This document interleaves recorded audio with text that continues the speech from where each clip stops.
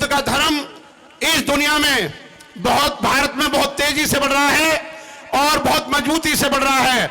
जिस प्रकार हिमालय से गिरने वाली धारा को दुनिया की कोई भी ताकत समुद्र में मिलने से नहीं रोक सकती, उसी प्रकार दुनिया की कोई भी ताकत भारत में बौद्ध धर्म को फैलने से नहीं रोक सकती है। बुद्ध के धर्म का हमसे वही संबंध है जो शरीर का संबंध दिल की धड़कन से होता है।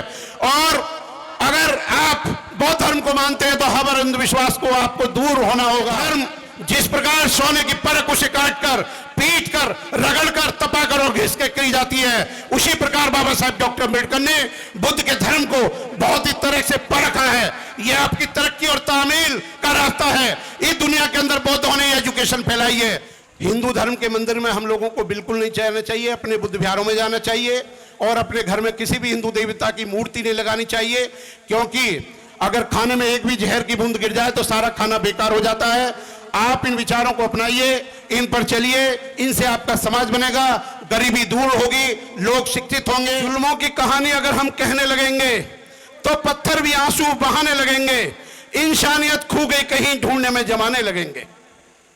मेरे साथियों, मैं आपको यह बताना चाहता हूं कि बौद्ध धर्म का प्रचार करना मानवता का प्रचार करना है और बुद्ध का धर्म गुलामी को खत्म करता है, बुद्ध का धर्म गरीबी को खत्म करता है और बुद्ध का धर्म समानता की बात करता है। और एक चीज जो सबसे महत्वपूर्ण मैं आपको बताना चाहता हूं कि बुद्ध ने कहा कि मेरा धर्म एक नाव नौका की तरह है जो समुद्र को पार करने के लिए है, सिर पर ढोने के लिए नहीं है। इसलिए बुद्ध कहते हैं अपने धम्मपद में कि जब कोई नव तरुण बौद्ध धर्म में आ जाता है तो इस संसार को वैसे ही प्रकाशित करता है जैसे कि चंद्रमाओं से मुक्त होकर, बादलों से मुक्त होकर चंद्रमा शीतल और मधु प्रकाश संसार को देता है।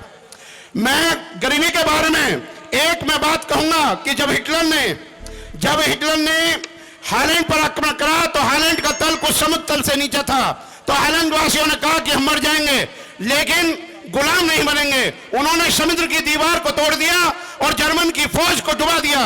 तो हिटलर ने अपने ऑटोबायोग्राफी मेन कैंप में लिखा कि न तो दुनिया में संगीन इतनी खतरनाक होती है, ना एटॉमिक बम होता है, जितना मनुष्य का सेल्फ कॉन्फिडेंस होता है, मनोबल होता है। दुनिया का अगर कोई भी मनुष्य जो मरने के लिए एक बार तैयार हो जाए तो दुनिया की कोई भी शक्ति कदापि उसे गुलाम नहीं बना सकती। आप गुलाम बनते हैं क्योंकि दूसरों के बनाए गए सिद्धांतों पर आप जीने के लिए तैयार हो जाते हैं। इसलिए मेरे साथियों, मैं जुल्मों का बीज हम बोने नहीं देंगे, अपने भारत को आग हम लगने नहीं देंगे। ए वतन तेरी खुशियों की कसम, तेरे दामन पे दाग हम लगने नहीं देंगे।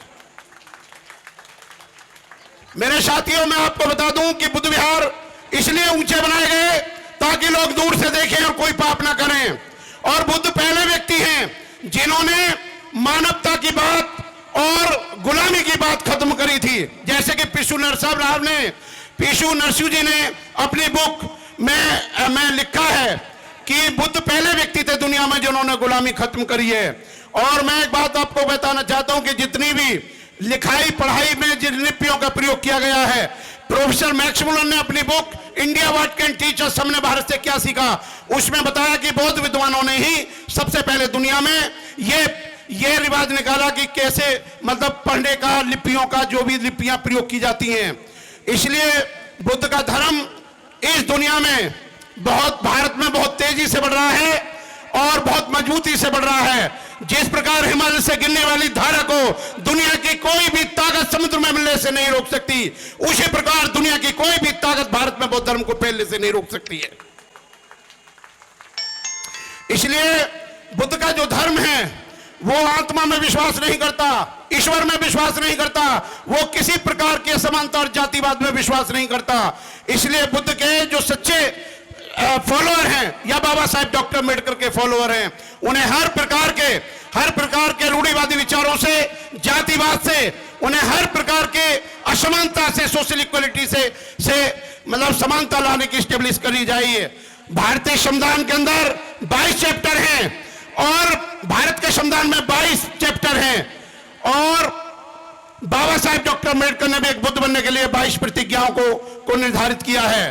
तो मैं आपको ये बताना चाहता हूं, जो भारतीय संविधान का पार्ट 4 की clause 6 that it shall be the bounden duty of every citizen of India to establish, to spread the scientific temperament, कि वैज्ञानिकतावाद अंधविश्वास के खिलाफ बात फैलाने की जिम्मेदारी हर भारत के नागरिक को होगी।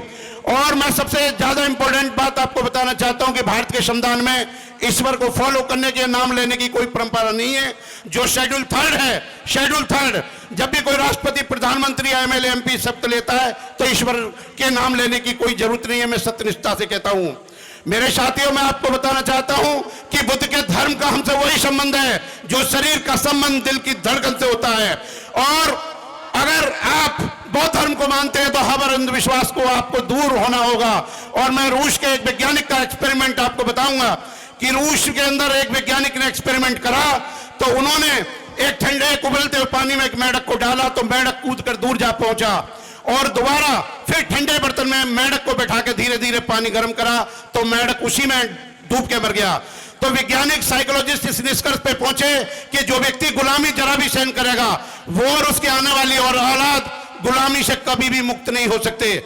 तो मैं आपको ये बताना चाहता हूं कि ये धर्म जिस प्रकार सोने की परख उसे काटकर, पीट कर, रगड़ कर, तपा कर और घिस के करी जाती है, उसी प्रकार बाबा साहब डॉक्टर अम्बेडकर ने बुद्ध के धर्म को बहुत ही तरह से परखा है। यह आपकी तरक्की और तामील का रास्ता है। इस दुनिया के अंदर बौद्धों ने एजुकेशन फैलाई है। और मैं एक सीधे शब्दों में बता दूं कि जो आपका ये जो कहना है कि बुद्धं शरणं गच्छामि, धम्मं शरणं गच्छामि, संघं शरणं गच्छामि, इसी बात को बाबा साहब डॉक्टर अम्बेडकर ने आम भाषा में कहा है कि एजुकेट बनो। बुद्ध का मतलब एजुकेट है, धम्म का मतलब संघर्ष करने से, और संघ का मतलब यूनाइट और ऑर्गेनाइज से होने से है। तो बुद्ध का जो धर्म है वो उसकी बहुत ज्यादा जरूरत है प्रचार की, और प्रचार की शक्ति फौज की शक्ति से ज्यादा शक्तिशाली होती है। प्रचार करिए, चौराहे पे करिए, बंद कमरों में बुद्ध का और अम्बेडकर का प्रचार करना उनका गला घोटना है। और बाबा साहब डॉक्टर अम्बेडकर का एक कोटेशन जो मैं बताना चाहता हूं, I believe that my people shall sacrifice everything to establish the Buddhism in India. मेरा ऐसा मानना दृढ़ विश्वास है कि मेरे लोग भारत में बौद्ध धर्म को बढ़ाने और फैलाने के लिए हर प्रकार की कुर्बानी देंगे। Buddha and the future of religion में बाबा साहब डॉक्टर अम्बेडकर ने कहा है कि एक अच्छा बौद्ध बनना कोई भी अहमियत नहीं रखता, बल्कि बौद्ध धर्म का प्रचार करना सबसे ज्यादा महत्वपूर्ण है। एक बार किसी ने पूछा था कि बाबा साहब आपने इतना बलिदान, इतना अपना जीवन लोगों को किया लेकिन आपको सम्मान नहीं मिला। तो बाबा साहब ने कहा समय अनंत है, पृथ्वी विस्तीर्ण है, एक दिन अवश्य कोई पैदा होगा जो मेरे शब्दों की कद्र करेगा। मेरे साथियों, शायद हम उनकी कद्र कर रहे हैं और उनका प्रचार कर रहे हैं। अब वो बात नहीं है कि मुझे अनपढ़ लोगों ने मतलब कि धोखा दिया। अब यहाँ सारे पढ़े लिखे ही बाबा साहब का प्रचार करते हैं। और मैं आपको ये बताना चाहता हूं कि बुद्ध का धर्म मानवता का धर्म है।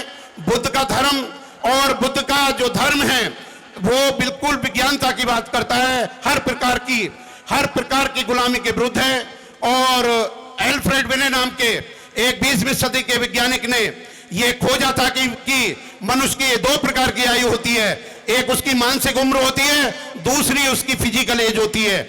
लेकिन भगवान बुद्ध ने धम्मपद की पवित्र गाथा में एक जगह कहा कि अल्पश्रुत मनुष्य का मांस तो बैल की भांति बढ़ता रहता है लेकिन उसकी प्रज्ञा नहीं बढ़ती।